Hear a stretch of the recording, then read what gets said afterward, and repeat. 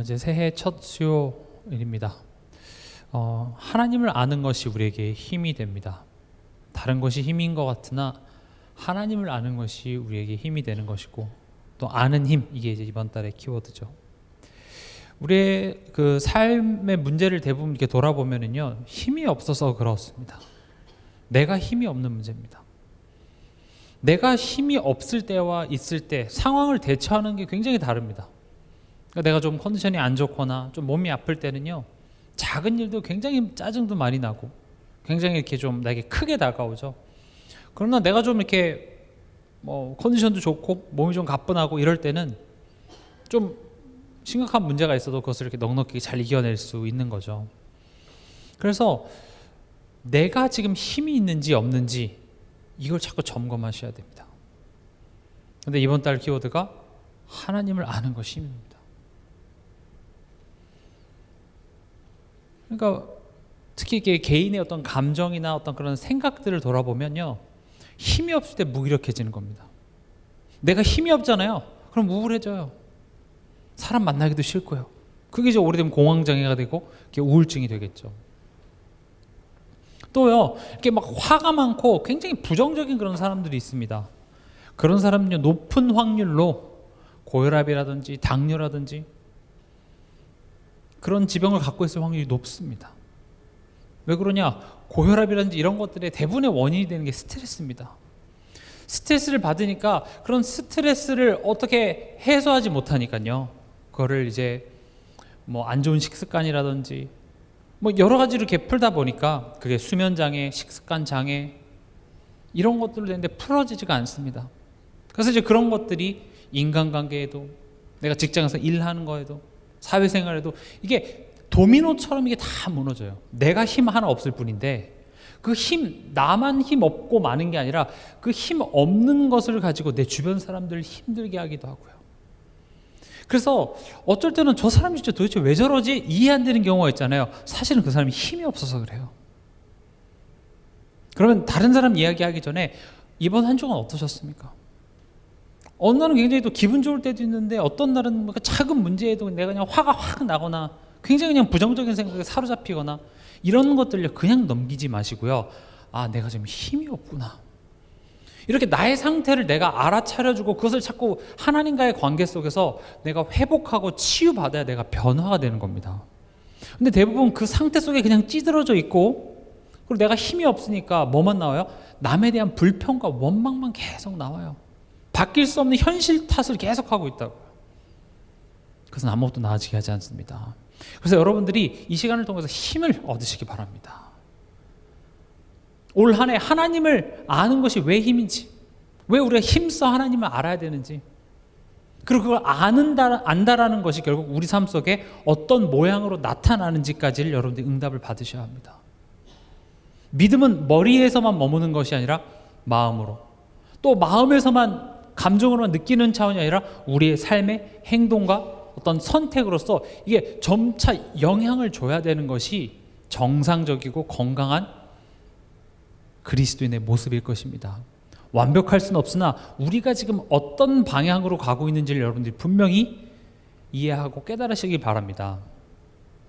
그러면 우리 삶 속에 스트레스만 없으면 좋겠네요. 그렇죠? 근데 스트레스 없는 삶이 존재할까요? 없습니다. 스트레스가 없었으면 좋겠는데 아무 일도 안 일어나면 좋겠으나 살다 보면 이런 일 저런 일 많죠. 예수 믿으면 모든 그런 힘든 일이 다 끝날 줄 알았는데 또 그렇지도 않은 것 같고요. 그래서 지난 시간에 우리가 어떤 제목으로 말씀을 나눴죠? 고난을 통하여 온전하게 하신답니다. 예수를 믿고 신자로 살아가는 삶 속에서는 이 고난이라는 것이 존재하고, 근데 이 고난이 하나님께서 우리에게 허락하신 고난이라고 이해하지 못하면 우린 그것을 스트레스로 인식을 하게 됩니다. 사는 것이 힘들고 내가 과거에 했던 선택들에 대한 후회로만 남지, 하나님이 지금 이 고난을 통하여서 나를 온전케 하신다고 내가 깨닫지 못하면 오롯이 그게 이제 내가 그거를 불신자들처럼 똑같이 그걸 스트레스를 받고 그 스트레스를 나 나름대로 그걸 풀려고 하는 것이죠. 그래서 신앙생활에 있어서요, 고난을 어떻게 인식하느냐에 따라서 많은 부분이 달라집니다. 저도 한 주간 한 주간 이렇게 살아가면서 별일 좀 없었으면 좋겠는데, 때로는 이런 내용이 저런 내용이 또 이런 관계 이런 소리, 그런 것들이 굉장히 이렇게 힘들게 할 때가 있잖아요. 그럴 때마다 말씀 앞에서, 예배 시간 앞에서, 그래 맞아, 이것은 단순히 저 사람과 나와의 문제이기 전에 하나님이 여호와께 돌이키시기 위해서 나를 찢으시기도 하고 나를 치시기도 하시는 하나님의 개입하심이구나. 그리고 내가 돌아설 때 하나님께서 나를 치유하시고 나를 싸매주시고 나를 세워가시는구나. 이 사실이 내게 힘이 되는 것입니다. 그래서 이 히브리서는요, 나 자신과 나의 삶을 보면서 그 현실만 바라보지 말고 예수님을 바라보고 그 예수님과 함께 내 삶을 다시 바라보자. 그래서 제목이 예수 보고 예수와 함께 보는 히브리서입니다. 지금 내 삶 속에 일어난 일들을 예수님과 함께 보지 않으면요, 이건 스트레스입니다. 어떻게 해결할 수가 없어요. 내가 할 수 있는 건 뭡니까? 도망가는 거죠. 그렇죠? 이 상황에서 그냥 내가 어디론가 도망가면 해결되겠죠. 그럼 이 문제는 해결될 수 있으나 결국 하나님이 나를 치유하기 위해서 이런 상황들을 허락하셨다면 도망간 그곳에서도 또 비슷한 문제로 하나님께서는 나에게 자꾸 이야기를 하실 거라고요. 그래서 도망가서 될 문제가 아닙니다. 깨달아야 될 문제입니다. 결론적으로도 말씀드리겠지만 그런 하나님이 우리를 온전케 하시기 위해서 이런 문제를 허락하신다는 것을 알아도 힘들어요. 힘든 건 힘든 겁니다. 근데 예수님께서는 우리와 같은 모양으로 이 세상을 살아보셨기 때문에 우리의 연약함을 공감하신다는 겁니다. 우리를 붙들어 주시겠다고 약속하십니다. 오늘 여러분들이 이 본문의 내용을 여러분 묵상하시면서 힘 얻고 돌아가시기 바랍니다. 응답이 없습니까? 변화가 없습니까? 성경은 견디는 시간이라고 얘기하고 있습니다. 견디는 시간이라는 것은 그냥 막연히 앉아서 이 또한 지나가리가 아니라 내가 단단해지는 시간입니다. 제가 말씀드렸죠. 단단해지는 시간은 뭐라고 했습니까? 오늘 내가 지금 할 수 있는 것들을 하는 겁니다. 여기서 말하는 할 수 있는 것은 내가 하고 싶은 것만을 하라는 것이 아니라 내 자신을 돌아보고 내가 지금 변화할 수 있는 것, 내가 말씀 앞에서 내가 사실은 순종하지 못하고 있는 것이 아닌가? 내 자신을 변화시켜야 돼요. 내가 할 수 있는 것을 하라라고 하니까 그래 내가 하고 싶은 것만을 하는 거죠. 나 지금 당장 게임은 할 수 있잖아. 그래서 염려 대신에 게임을 하라는 말이 아닙니다. 지금 나 친구 만날 수 있잖아. 친구 만나라는 말이 아닙니다. 내가 할 수 있는 것은 뭡니까? 말씀 앞에 서는 겁니다. 말씀 앞에서 내가 나를 변화시키는 것은 내가 할 수 있잖아요. 저 사람을 변화시키는 건 내가 못해도. 그렇죠? 이 환경은 못 바꿔도 지금 불신앙 속에 있는 그 환경에서 내가 벗어나서 말씀의 자리로 가는 것은 내가 할 수 있잖아요. 나를 변화시킬 수 있는 것들은 내가 할 수가 있습니다. 그런 과정들을 통해서 내가 단단해지면 됩니다. 주변에 여러분들에 대해서 뭐라고 하고 저라고 합니까? 욕하는 사람한테는 욕하라고 하세요. 악역한테는 악역을 하라고 하세요. 그리고 나는 내 일을 하면 됩니다. 내가 발전한 일을 하면 됩니다. 세상에서도 성공한 사람들을 보면 성공한 사람들 중에서 욕 안 먹는 사람이 있습니까? 다 있어요. 주변에서 이렇게 자기를 시기하고 또 이렇게 항상 이렇게 남을 험담하고 이런 사람들이 어떤 조직을 가나 다 있잖아요. 그런 게 이제 힘들지만 그런 시간 속에서 그런 사람들에게 일일이 막 감정 소모하는 게 아니라 그래 맞아. 진짜로 그 중에서 내가 고칠 게 있다면 내가 그걸 고치고 갱신하고 또 내가 어떻게 더 잘할 수 있는지 연구하고 그런 내가 단단해지는 시간으로 삼은 사람들은요 오히려 그 문제가 더욱더 성장하게 하는 굉장한 전환점이 되었듯이 우리도 마찬가지입니다. 주변의 소리 무조건 무시하라는 말이 아니라 그 소리를 하나님께서 왜 듣게 하셨지? 그것을 내가 듣고 그 말 앞에서 내가 변화할 수 있는 것, 내가 도전할 수 있는 것, 그것들을 하시라고요. 나의 싸움을 싸우시라고요. 왜냐? 나는 주인공이기 때문에 그래요. 악역은 악역을 하도록 내버려 두세요. 악역에 휘둘리지 마세요. 나는 내 할 일을 하면 됩니다. 여러분들이 하고 싶은 것을 하라는 것이 아니라 내가 변화하고 내가 갱신되어지고 내가 새로워질 수 있는 그 일을 하시기 바랍니다. 그러니까 이제 지금 히브리서를 받는 수신자, 즉 유대인이었다가 예수님을 믿는 그리스도인으로 이제 개종한 초대교회 성도들이 이 편지를 받았는데, 처음에는 이제 그 구원의 기쁨과 감격이 컸는데 박해가 너무나도 심하다 보니까 두려움과 불안이 커지기 시작했고, 그리고 사람인지라 다시 이제 옛날 생각이 나는 거죠. 괜히 유대교회 이거 등져가지고 내가 지금 이런 고생하는 거 아닌가? 내가 괜히 이거 예수 믿어갖고 지금 이 핍박을 당하는 거 아닌가? 나만 고생받는 거는 상관없겠는데 이것 때문에 내 처와 내 자녀가 고통당하는 거 보면은 우리 마음속에 후회가 되기도 하고, 그렇죠. 그런 상황 속에 지금 히브리서 편지를 준 겁니다. 지금 너네가 받는 이 박해 너무 두려워하지 마. 그러면서 얘기하는 겁니다. 왜 그럴 수밖에 없는가? 14절에 우리는 혈과 육에 속했다고 되어 있습니다. 혈과 육에 속했다는 게 무슨 말입니까? 죄인이라는 말입니다. 아담의 후손이죠. 죄인이라는 말은 무슨 말입니까? 하나님과 관계가 단절된 사람이죠. 그래서 죄밖에 짓지 못합니다. 죄라는 것은 하나님 믿지 못하는 것.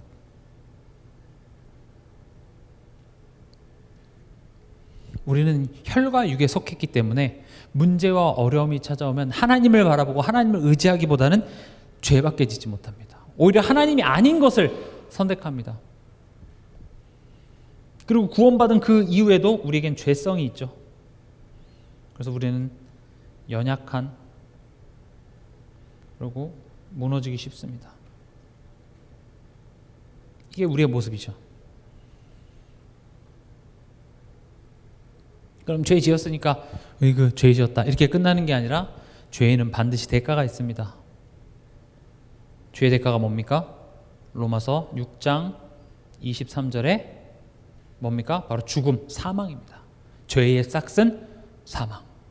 죄의 대가가 죽음이면 죽음을 하면 문제가 해결되는 게 아니라 되돌릴 방법이 없다는 겁니다.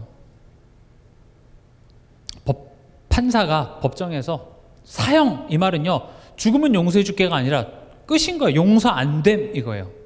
되돌릴 방법 없어, 이건 용서 안 돼, 해결 안 돼, 이걸 보고 사형 이렇게 얘기합니다.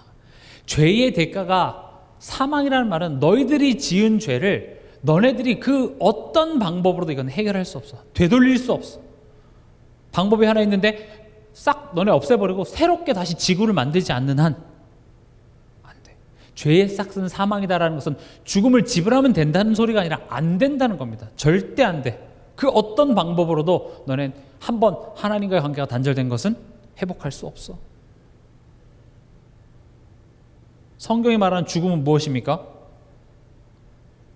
하나님께서 인간을 창조한 창조의 목적을 상실한 겁니다. 그러니까 핸드폰을 제가 예를 들어서 오늘 새 거 샀어요. 새 거 사서 막 너무 좋아서 그걸 가지고 가다가 바닷물에 빠뜨린 거예요. 요즘에 뭐 방수 잘 돼서 그럴 일은 없겠으나 이게 바닷물이 기계 안에 들어가면 기계가 망가지죠. 이게 기스 하나도 없고 심지어 포장지도 안 뜯었지만 이게 켜지지 않으면 이 핸드폰을 우리 뭐라고 얘기합니까? 죽었다 이렇게 얘기합니다.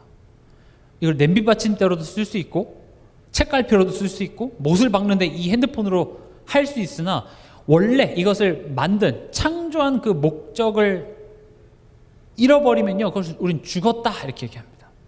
그렇죠? 인간 또한도 마찬가지입니다. 하나님이 인간을 원래 창조한 그 목적을 상실한 순간 인간은 죽은 것입니다. 창조의 목적이 뭡니까? 하나님의 형상대로. 하나님의 형상이라는 말은 하나님이 우리처럼 눈, 코, 입이 있다는 것이 아니라 하나님과 교제하는 겁니다. 성부, 성자, 성령 하나님이 서로 교제하는 그 관계 속에 있듯이 인간 또한도 하나님이 말씀하시면 인간이 그 하나님의 말씀을 듣고 기쁨으로 그 말씀에 순종하는 그 관계가 하나님의 형상대로 창조했다 이렇게 되어 있습니다. 그래서 원래 인간의 모습은 하나님이 말씀하시면 그 말씀에 네 하나님 하면서 기쁘게 반응을 하는 것이 원래 인간의 모습입니다. 그래서 우리가 구원을 받았지만 여전히 하나님의 말씀 듣는 것을 즐겨하지 않기 때문에 원래 형상을 하나님께서는 회복시키기 위해서 우리 삶 속에서 끊임없이 하나님 말씀 따라 살아가도록 우리를 자꾸 이끌어 가시는 겁니다. 여러분들이 하나님의 말씀을 듣기를 기뻐하고 기쁨으로 순종하지 않는 한 여러분들 삶 속에 하나님의 찢으심과 하나님의 치심이 계속 있을 수밖에 없습니다. 왜냐? 하나님 회복하고자 하는 원래 형상의 모습이 뭐예요? 하나님과 교제예요. 하나님이 말씀하시고 들으시고. 근데 이제 우린 하나님의 말씀을 듣기를 좋아합니까? 좋아하지 않습니다. 순종하길 원합니까? 순종하지 않습니다. 여기서 등장하는 게 뭐예요? 우상숭배예요. 우상은 뭐예요? 말하지 않는 신입니다. 내 말만 하는 거예요. 내 소원, 내 삶이 이렇게 있고 하나님 이런 삶 살게 해주세요. 내가 목적을 딱 정해놓고 하나님이 이래달라고. 하나님 말씀 듣지 않습니다. 또 하나님의 형상이라는 건 뭡니까? 대리 통치자입니다. 지금 이건 제가 만들어내는 것이 아니라 창세기 1장 26절 성경을 근거로 이야기를 하는 겁니다. 하나님 대신해서 이 땅을 통치할 대리 통치자로서 하나님께서는 우리를 부르셨습니다. 이게 원래 하나님께서 우리를 창조하신 목적인데 이 목적을 잃어버린 거예요. 대리 통치자인데 그 하나님과의 관계가 끊어지고 나니까 우리가 통치해야 될 것에 대하여서 우리는 통치를 당하고 있죠. 돈의 통치를 해야 되는데 돈의 통치를 받습니다. 시간을 통치해야 되는데 시간의 통치를 받습니다. 문제와 상황과 환경에 내가 끌려다니지 내가 그것을 통치하지 못합니다. 왜 그럽니까? 그것을 맡기신 하나님을 모르기 때문에 그래요.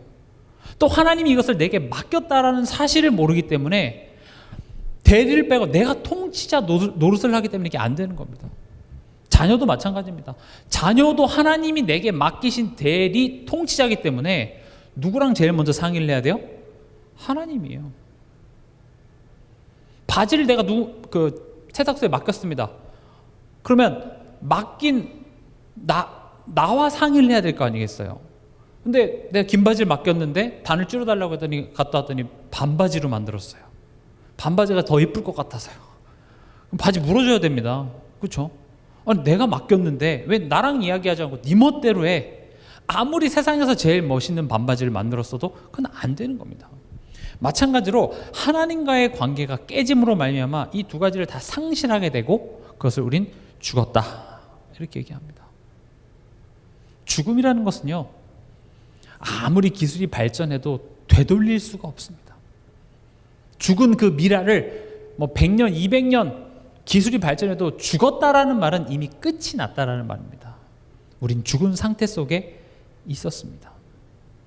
성경이 말하는 죽음이라는 것은 그런 것이죠.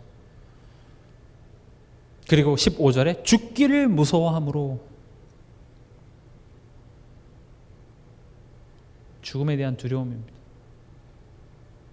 죽음에 대한 두려움, 이 말을 어렵게 생각하실 필요 없이 딱 이겁니다. 부모를 떠난 아이의 심리 상태 이렇게 생각하면 좋습니다.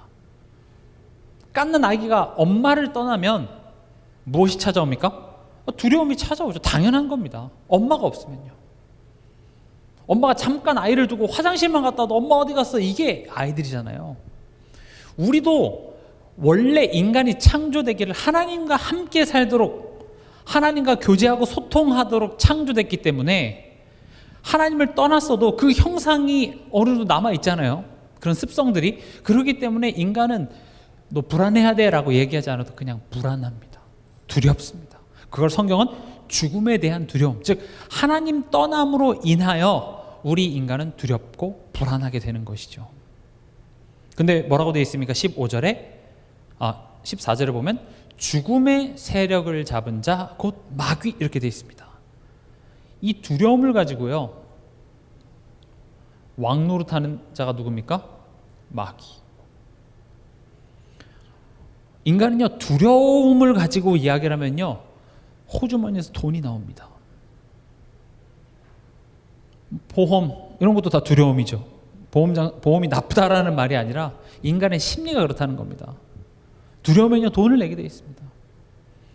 두려우면 못할 게 없죠. 사단이 하는 일이 뭐냐? 두려움을 가지고 왕노릇을 하는 겁니다. 여러분들에게 복을 줬을 때 여러분들 움직이는 것보다 여러분들에게 두려움을 가져다 주면은요 여러분들을 조종하기 쉽습니다. 그러니까 내 삶 속에 내가 지금 뭔가 내 의도와 상관없이 끌려가는 것들을 보면 거기에는 두려움과 불안이 있습니다. 그러니까 이제 우리는 여기서 사단은 왕 노릇하고 우리는 종이죠. 사실은 종이라는 건 뭡니까? 선택의 여지가 없습니다.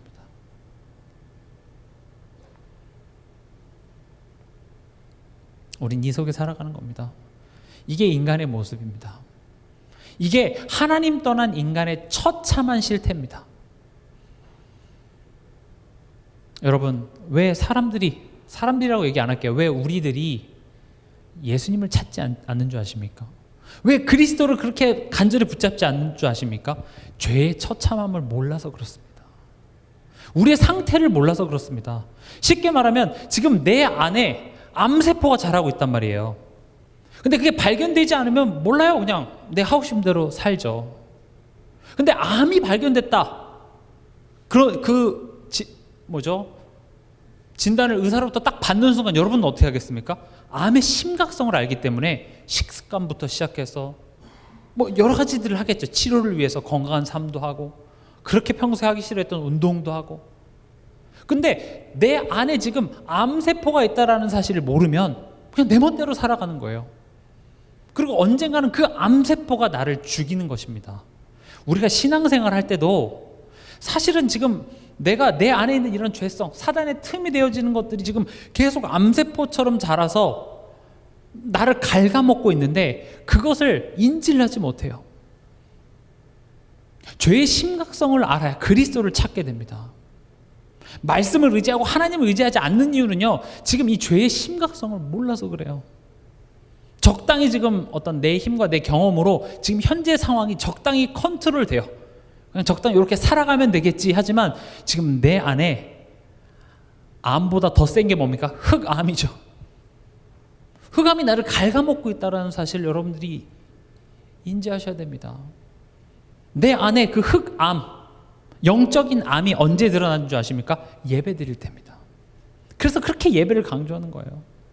집에서 TV 보다가 내 안에 이런 게 있네 안 드러날 겁니다. 여러분들이 어떤 그 갈등을 피해서 어디론가 이렇게 도망가 있는 그 자리에서 절대 안 보입니다. 예배 드릴 때 말씀이 여러분들에게 선포될 때 그제서 맞아 깨달음이 있을 겁니다. 나에게 이런 연약함이 있구나. 죄가 깨달아져야 남의 죄 말고요 나의 그 죄가 깨달아져야 예수를 붙잡게 됩니다. 붙잡아야 된다는 거 누구나 다 알죠. 고백 많이 하지 않습니까? 그래서 나는 예수가 필요해. 이런 고백 수백 번 수천 번 우린 다 하지만 지금 이 상황 속에 이 갈등 속에 이 문제 속에 나는 하나님의 능력이 필요한 사람이구나가 되어줘야 된다는 것이고 성경은 그 사람을 그것을 깨달은 사람을 복 있는 사람 이렇게 얘기하고 있습니다. 심령이 가난한 자는 복이 있는 자예요. 애통하는 자는 복이 있는 겁니다. 왜 애통합니까? 내가 이렇게 큰 구원을 받았는데 하나님 자녀인데 또 죄의 종노릇하고 또 자꾸 상황이 더 하나님보다 커 보이는 그런 현실 속에 나는 안 되는구나. 바울도 얘기하죠. 내 안에 두 가지 마음이 있는데 그리스도를 믿는 마음이 이긴다고 돼 있습니까? 아니죠. 죄가 나를 이겨요. 오라. 이 사망의 몸에서 누가 나를 건져내랴. 그 다음에 나오는 게 뭡니까? 죄와 사망의 법에서 나를 해방하신 예수 그리스도. 그래서 죄에 대하여서 이렇게 강조할 수밖에 없습니다. 자범죄 이런 거 하나씩 고해성사하라는 그런 차원이 아니라 하나님 앞에서 내가 하나님 믿지 못하는 나의 상태. 내가 하나님 잘 믿지 못하는 거 어떻게 알 수 있습니까? 내 감정. 예배 드리는 나의 예배 모습, 이런 것들을 통해서 내가 지금 하나님 믿지 못하고 있구나. 하나님은요, 그런 우리를 내버려 두지 않습니다. 어떻게 하십니까? 다시 회복하시기 위해서 개입하시는 하나님이십니다. 그래서 예수님이 어떻게 하십니까? 우리와 같은 모양으로 예수님께서 오십니다. 그래서 같은 모양이라는 건 무슨 말입니까? 그걸 조금 어려운 말로 성육신이라고 합니다. 성육신이라는 것은 인간의 우리와 똑같은 몸을 가지고 오셨으나 죄가 없으시다, 이걸 보고 성육신 이렇게 됩니다. 죄가 없으시다라는 것은 우리가 죄가 뭐라고 이해하면 정확하다 그랬죠? 하나님과의 관계가 단절된 거예요. 예수님은 인간의 몸으로 오셨으나 성자 하나님이시기 때문에 하나님과 소통하시고 교제하셨던 죄 없으신 인간으로서 오신 것이죠. 왜 오셨습니까? 죽음을 통하여. 오늘 본문의 내용이죠. 예수님께서는요, 이 땅에 오신 이유가 마태복음 20장 28절에 섬김을, 우리의 어떤 섬김을 받기 위해서 오신 것이 아니라 우리를 섬기고 우리를 위해서 죽기 위해서 오셨습니다.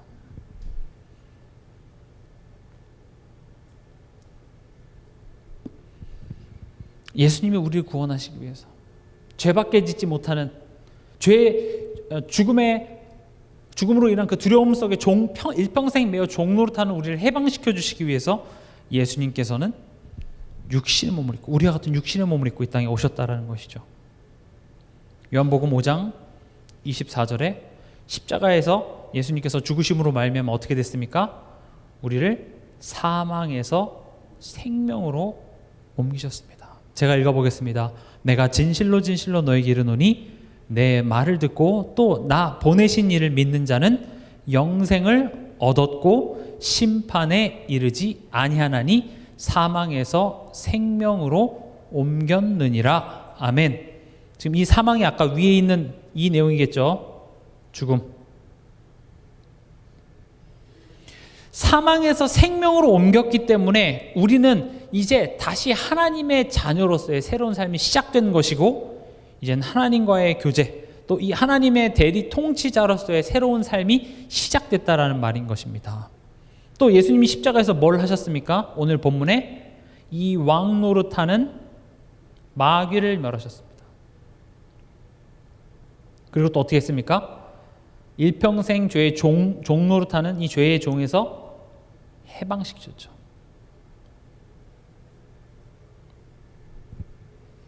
이게 예수님의 죽음을 통하여가 말하는 내용입니다.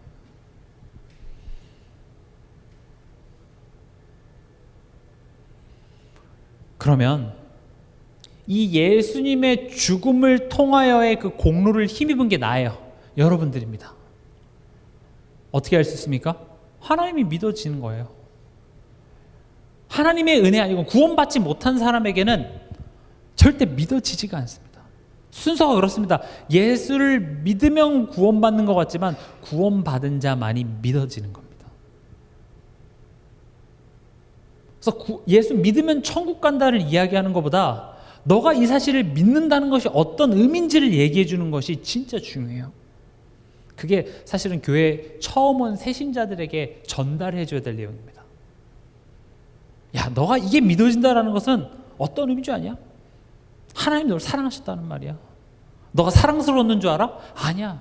넌 죄인이었어. 죄가 뭔 줄 알아? 그렇게 해서 내가 지금 이게 믿어진다라는 게 얼마나 크고 놀라운 은혜인지를 하나님께서는 우리로 하여금 특히 교회를 통해서 알게 하시죠. 우리가 구원받았다라는 것은 엄청난 내용입니다. 근데 구원받은 오늘 나의 상태를 한번 보자고요. 구원받았다라는 것은 예수님이 십자가에서 내가 다 이루었다고 하셨죠. 그 말은 무슨 말입니까? 우리의 신분이 하나님의 자녀가 될 수 있도록 그 길을 열어주신 것이 예수님이 십자가에서 다 이루신 것입니다. 그러나 오늘 우리의 현실은 우리의 신분은 하나님의 자녀가 됐을지 몰라도 여전히 우리 안에 죄성, 즉 체질이 있습니다. 죄성은 어렵게 생각하지 말고 하나님으로부터 그냥 가만히 두면 멀어지는 것밖에 하지 못하는 게 죄성이에요. 그래서 예수님이 너가 그렇지 않으면 하나님 자녀 삼아줄게가 아니라 하나님 자녀 삼아 놓고 이제는 그 죄성을 하나님께서는 치유해내시겠다고 이야기를 하시는 겁니다. 이 부분이 지금 우리 현실을 이해하는 데 있어서 가장 중요한 부분입니다. 왜 힘든 문제가 있습니까? 왜 핍박이 있습니까? 왜 어려움이 있습니까? 왜 고통이 있습니까? 지금 우리 오늘 읽었던 본문 다시 한번 읽어볼게요. 15절에 죽기를 무서워함으로 한평생 매어 종노릇하는 모든 자들을 놓아주려 하심이니. 보세요. 죽음으로 인한 두려움에 우리가 종노릇을 하고 있어요. 그래서 예수님이 오셔서 하신 일이 뭐냐? 그 죽음의 문제 자체를 해결해 버리신 거예요. 그럼 이제 우리는 더 이상 죽음이 아니라 뭐예요? 생명 안에 있는데 이미 두려움의 근원인 죽음이 해결됐음에도 불구하고 그 두려움에 자꾸 우리가 종노릇을 하다라는 거죠. 그래서 얘기하는 겁니다. 더 이상 죽음이 너희를 주관하지 않아. 신자에게 있어서는요, 죽음이 문제가 아니라 죽음으로 인한 공포가 문제인 거예요. 죽음에 의한 두려움인 것이죠. 다 어렵게 해석하지 말고 죽음으로 인한 공포는 뭐냐? 하나님이 없는 것처럼, 하나님이 지금 내 상황을 모르는 것처럼 우리는 생각을 해요. 이번 주 새벽기도 때도 제가 말씀드렸었는데 히브리서 11장 6절에 하나님을 기쁘시게 하는 믿음 두 가지죠. 하나는 뭡니까? 그가 계신 것과 그를 찾는 자들에게 상 주시는 이심을 믿는 그 두 가지 믿음이 하나님을 기쁘게 하는 믿음인데, 그럼 첫 번째 믿음인 하나님이 계신 것과 믿으십니까? 믿죠. 하나님 다 어디든지 계시죠. 우리는 그냥 막연한 사실로 믿지만 지금 여러분들이 고민하는 그 문제, 그 갈등 속에 하나님이 계심을 믿습니까? 우리는 그걸 못 믿는다고요. 이게 죽음에 대한 공포예요. 다시 말하면 지금 하나님이 역사해 주지 않으실 것 같아. 하나님이 지금 이 상황 속에 계시지 않을 것이라고 믿고 있는 것에서부터 비롯되는 불안, 두려움, 염려, 걱정, 이런 것들이에요. 저는요, 우리 동산교회 성도 모든 여러분들이 하나님이 계신 것만 올바로 믿어도요, 우리 교회는 문제 하나 없을걸요. 항상 기뻐하고 쉬지 말고 기도하고 범사에 감사하는 그 초대교회에 일어났던 엄청난 성령의 역사가 가득할 줄 믿습니다. 성경을 엄청 공부하고 여러분들이 막 성경을 줄줄줄 외워서 되는 게 아니라 하나님이 계신 것만 여러분들이 온전히 믿어도요. 여러분이라고 하니까 저를 제외하는 것 같은데 저를 포함해서요. 다 우리 모두 다 정말 하나님이 계신 것만 온전히 믿어도 끝납니다. 그리고 두 번째 믿음이 뭐라고요? 그를 찾는 자에게 상 주시는 이심이래요. 하나님 찾으십니까? 상 주신다면서요. 좋은 거 주신다는 말입니다. 그럼 하나님을 찾아야죠. 힘들 때 하나님을 찾아야죠. 근데 내 머릿속에 나의 어떤 경험에서 비롯된 어떤 방법과 계획들, 사람 찾고, 이게 우리의 본능이에요. 그래서 두 가지입니다. 하나님이 계신 것과 하나님을 찾는 자에게 상 주시는 이심을 믿는 그 두 가지 믿음. 근데 이걸 처음부터 갖고 태어난 사람은 없습니다. 그래서 히브리서 11장에 수많은 아브라함, 이삭, 사라, 모세, 이런 사람의 일생을 통해서 그 두 가지 믿음을 하나님이 만들어 내셨다, 이겁니다. 하나님이 다 만들어 놓고 뭐라고 부릅니까? 야, 네 믿음 좋다, 이렇게 합니다. 우리 삶 속에서 그거 만들어내려고 합니다. 뭐 대단한 거 하라는 게 아닙니다. 극단적으로 얘기해서 전도 한 명도 못해도 상관없습니다. 저는 그렇게 생각합니다.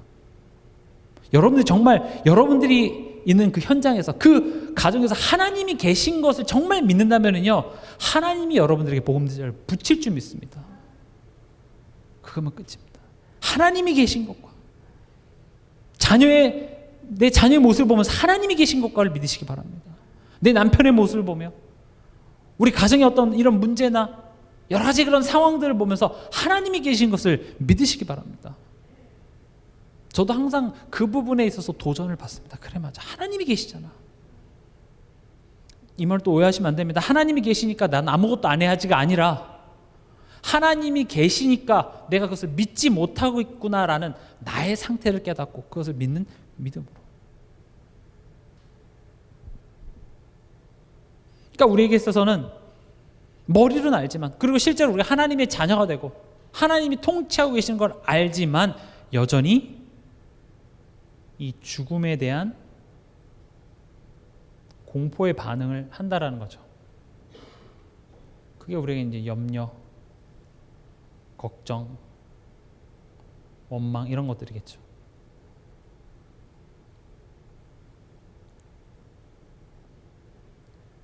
그래서 우리도요, 나도 예수님이 그러셨던 것처럼 죽음을 통과해야 합니다.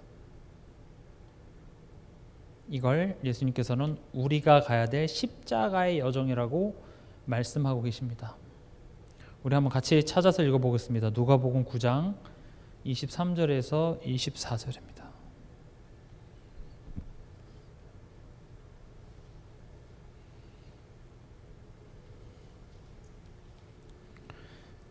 누가복음 9장 23절 24절 같이 읽겠습니다.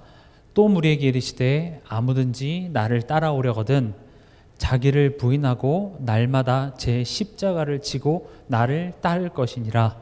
누구든지 제 목숨을 구원하고자 하면 잃을 것이요 누구든지 나를 위하여 제 목숨을 잃으면 구원하리라.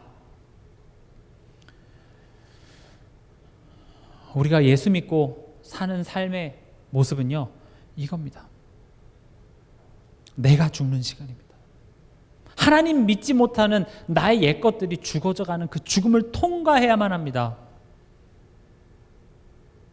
이게 뭐 대단하게 힘든 게 아니라 네 고집 버려 이겁니다. 결국 이게요, 이걸 보고 천국, 즉 하나님의 나라라고 이야기를 합니다. 천국은 뭐 온갖 보석이 있고 그냥 나 편한 대로 사는 곳이 천국이 아니라 천국은 말 그대로 하나님의 나라, 즉 하나님의 통치 속에 통치함 받으면서 살아가는 삶이 천국입니다.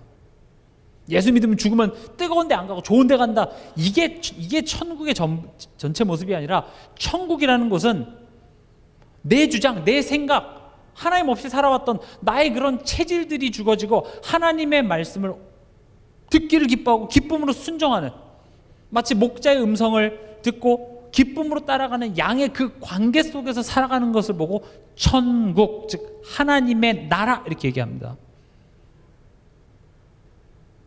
그래서 예수를 주라주라 시인한다고 다 천국에 들어가는 것이 아니라 그것을 듣고 행해야 들어간다라고 얘기하죠. 그 말은 행위로 구원받는다는 말이 아니라 애초에 천국이라는 개념은 내가 구원받고 이제는 내가 하나님의 말씀 따라서 내가 살아가겠습니다. 나의 삶의 전체적인 변화를 이야기하는 것이 천국에 들어간다 이렇게 얘기를 합니다. 근데 우리는 죽어서 가는 천국만 이야기하니까 이 땅에서 뭘 해도 좋아. 그건 다 자범죄야. 이렇게 해석을 한다고요. 틀린 말은 아닙니다. 또 어떤 면에서는. 그렇죠? 예수님이 십자가에 매달리셨을 때 옆에 죄수들이 있었잖아요. 그 죄수들이 뭐 대단한 행위로 구원받았습니까? 믿음으로 나아가는 일이었습니다. 그러나 그게 천국의 전체 그림이 아니라 예수님이 공생애 동안 계속 말씀하신 하나님 나라의 모습, 다시 말하면 우리가 구원받았다라는 그 말엔 어떤 의미가 포함되어 있냐, 죽어서 천국뿐만이 아니라 이 땅에 살아가면서 내 생각, 내 고집, 내 경험 이것을 내려놓고 내가 하나님의 말씀을 따라서 살아가겠다. 내가 그 하나님의 말씀에 길들여지는 그 삶 자체가 벌써 하나님의 나라가 이미 너희 안에서 시작된 것입니다. 우리가 그것을 지금 완벽하게 이루지 못합니다. 그래서 성령 하나님께서 우리와 함께 계시고 여러 가지 문제와 사건들을 통해서 우리를 그렇게 온전하게 만들어 가시겠다고 얘기하고 있습니다. 그래서 천국은 이미 우리 안에서 시작된 것입니다. 이 천국에 대한 개념 제가 조만간 설명할 텐데 이게 이해가 되면은요, 삶 따로 믿음 따로가 되지 않습니다. 이 말을 오해하시면 안 되는 것이 윤리 도덕적으로 실수하면 안 된다, 율법 하나도 어기면 안 된다, 그렇게 완벽해져라가 아니라 우리는 그거 잘 못합니다. 또 넘어질 겁니다. 그러나 그런 연약한 나의 모습을 보면서 더욱더 그리스도를 의지하게 될 것이고, 그 의지함이 나를 변화시켜 나간다는 겁니다. 그 연약한 나의 모습이 더욱더 하나님 은혜를 사모하게 되고 말씀을 사모하게 되는 것입니다. 그래서 복음이 점점 깊어지면 깊어질수록 어린아이처럼 말씀 듣는 그 자리를 사모하게 되고 순수하게 맺게 되는 겁니다. 그래서 교회 안에서 진짜 믿음의 어른은 문제와 어려움이 생길 때 정말로 순수한 어린아이처럼 하나님을 딱 바라보는 겁니다. 우리 다 알잖아요. 완벽한 사람이 있습니까? 없어요. 다 부족하고 다 연약하고.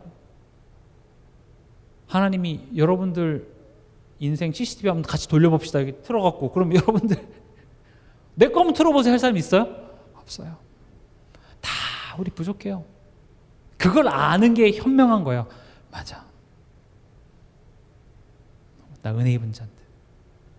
그럼 문제 어려움 앞에 뭐 하겠습니까? 하나님 의지하는 거예요. 하나님을 부르짖는 거예요. 여호와를 부르짖는 거예요. 도와주시옵소서. 그게 어른입니다. 믿음의 어른이 되시기 바랍니다. 어린아이같이 울지 말고 그리스도의 장성한 분량에 이른다는 것은 성경으로 지식 많이 알고 신앙의 경력 많이 쌓는 것 나쁜 것은 아닙니다만, 진짜는 뭐냐? 오히려 하나님을 믿는 믿음이 어린아이같이 되는 겁니다. 더욱더 말씀을 사모하고.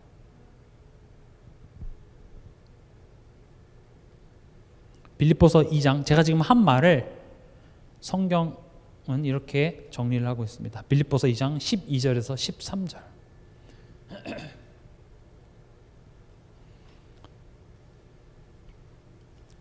빌립보서 2장 12절 13절 같이 읽겠습니다. 그러므로 나의 사랑하는 자들아, 너희가 나 있을 때뿐 아니라 더욱 지금 나 없을 때에도 항상 복종하여 두렵고 떨림으로 너희 구원을 이루라. 너희 안에서 행하시는 이는 하나님이시니 자기의 기쁘신 뜻을 위하여 너희에게 소원을 두고 행하게 하시나니. 이렇게 되어 있습니다.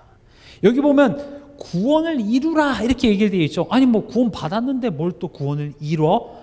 근데 여기서 말하는 구원은 내가 하나님 자녀 된다 안 된다 그 구원을 얘기하는 것이 아니라 하나님의 자녀가 돼서 하나님의 온전한 자녀의 모습을 회복하는, 즉 하나님의 영광에 이르는 것까지를 전체의 구원으로 보고, 이제 너 하나님 자녀 됐으니 이제는 하나님 자녀다워지는 그것을 구원을 이루라 라고 이야기를 하고 있고, 이것을 우리 힘으로만은 할 수 없기 때문에 13절에 너희 안에서 행하시는 이는 누구라고요? 하나님이시니라는 거죠. 그래서 하나님께서는 그 소원을 우리 마음속에 품게 하시고 우리로 하여금 그것을 행하게 하신다라는 겁니다.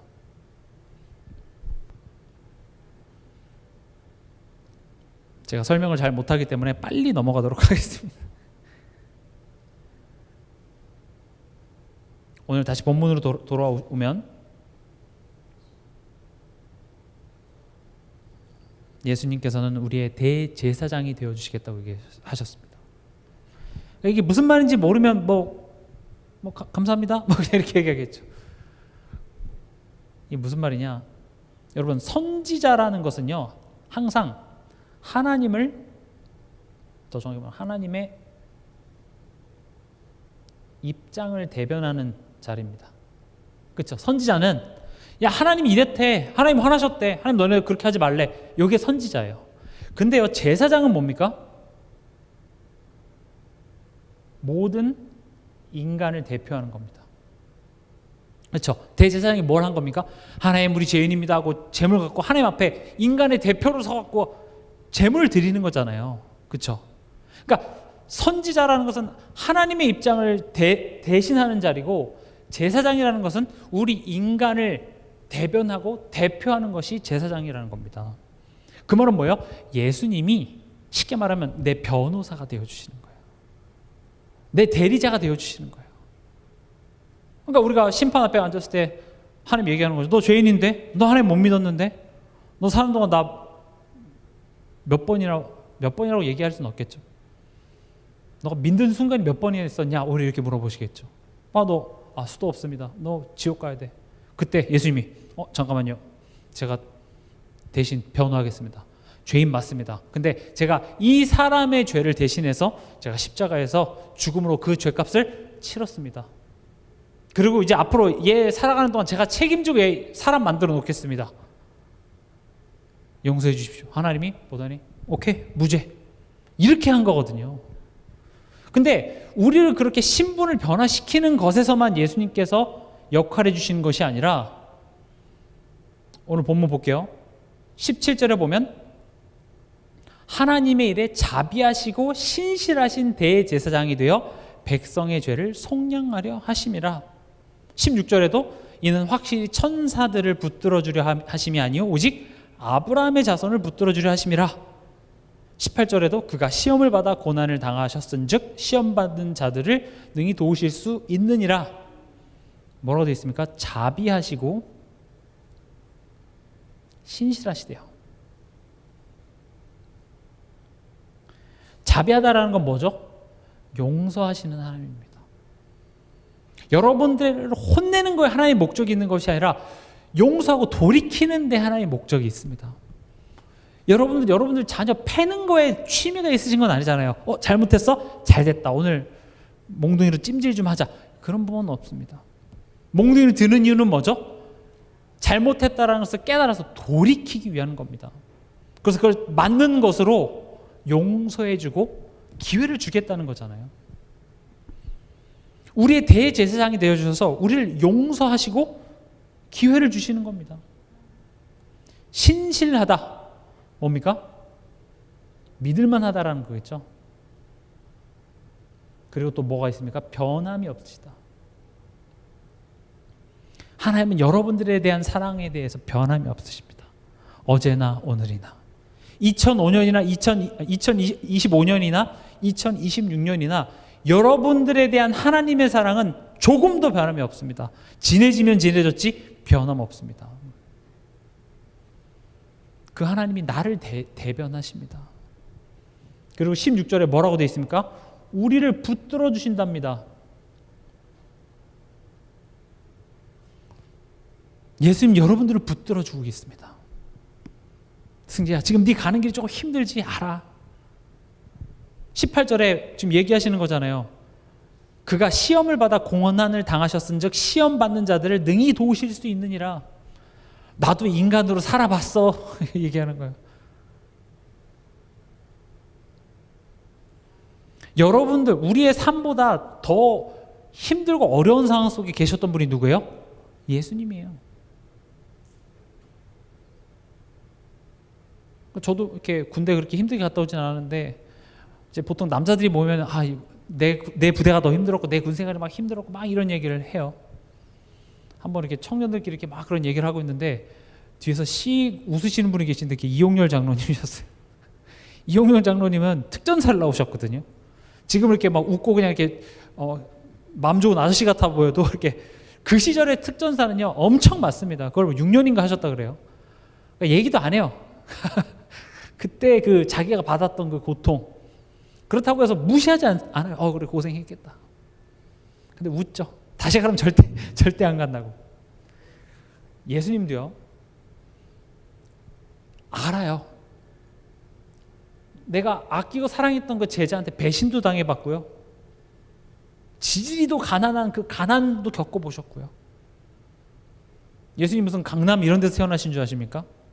갈릴리 출신이라면 그냥 무시하고 들어가는 그런 동네에서 심지어 목수로 태어났어요. 예수님이 그만 있으라 하면 다 금이 될 수 있는데 예수님은 우리처럼 노동자가 되셔서 힘든 육체 노동을 하시기도 하시고요. 핍박을 받고 오해를 받고 우리가 살아가면서 겪는 모든 고통을 예수님은 친히 굳이 겪으실 필요 없는데 다 겪으셨어요. 그리고 얘기하는 겁니다. 너가 힘들다고 할 때 알아. 그게 힘든 건지 나 알고 있어. 그런 거 있잖아요. 되게 이렇게 천재들이 여러분 이렇게 자녀들 과외 시킬 때 똑똑한 사람, 너무 똑똑한 사람한테 시키면 별로 안 좋습니다. 이걸 왜 못 풀어 이렇게 돼요. 오히려 재수, 삼수, 사수 이렇게 한 사람이 오히려 더 잘 가르칠 확률이 많아요. 왜냐하면 내가 잘 못했으니까. 잘하는 사람 이해를 못합니다. 예수님이요, 야, 너 왜 이것도 못 참아 이렇게 하는 게 아니라 알아요. 야, 참 사람 배신하는 거 마음 아프지? 나도 참 마음 아프더라. 지지줄 말 안 듣고. 예수님은 그걸 다 안다니까요. 우리 공감하십니다. 그러나 공감해서 끝나는 것이 아니라 도우셔서 거기서부터 우리가 일어나서 앞으로 나아갈 수 있도록 우리를 돕는다는 것입니다.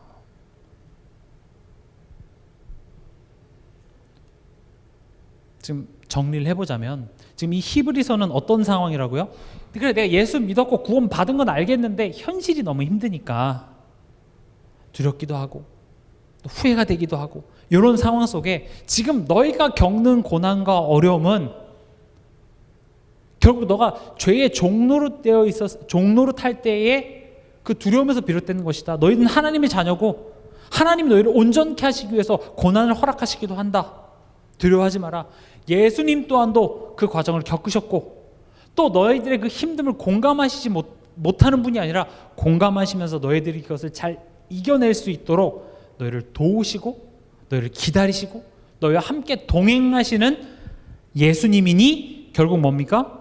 히브리서 12장 2절에 믿음의 주여 또 온전하게 하신 이인 예수를 바라보자. 이게 결론이 또 되는 겁니다.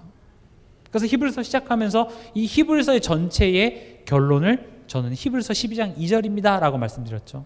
믿음의 주요, 믿음을 시작하시는 분이요 또 그 믿음을 온전하게 하시는 이인 예수님을 바라보자. 그는 그 앞에 있는 기쁨을 위하여 십자가를 참으사 부끄러움을 개의치 아니하시더니 하나님 보좌 우편에 앉으셨느니라.